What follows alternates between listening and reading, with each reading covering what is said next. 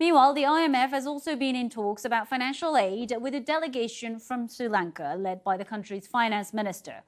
The country has been battered by the worst economic crisis since its independence, and Colombo has been struggling to pay for essential imports of fuel, food and medicines, which has led to widespread protests across the country. The BBC's Archana Shukla reports from Colombo. Officials from Sri Lanka are about halfway through what's expected to be tough negotiations with the International Monetary Fund. So far, they've requested for a rapid financial assistance, a short-term loan that can be dispensed quickly without all the strings attached that typically come with a IMF bailout package. Normally, this is given when financial problems are considered temporary. Now, although initially reluctant, IMF is likely to consider this request after India too made a representation in favor of Sri Lanka, considering its unique situation.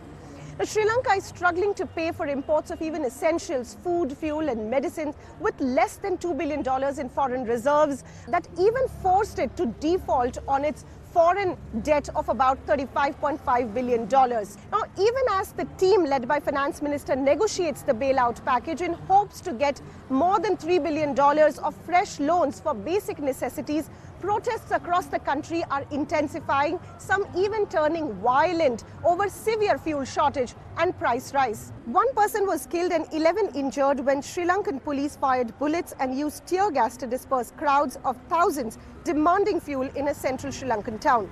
State-run oil firms increased fuel prices on Tuesday by over 60%. Prices of bread also surged 30%, squeezing the already stretched household budgets. President Gotabaya Rajapaksa, who's facing public wrath, has admitted that the country should have approached IMF much earlier.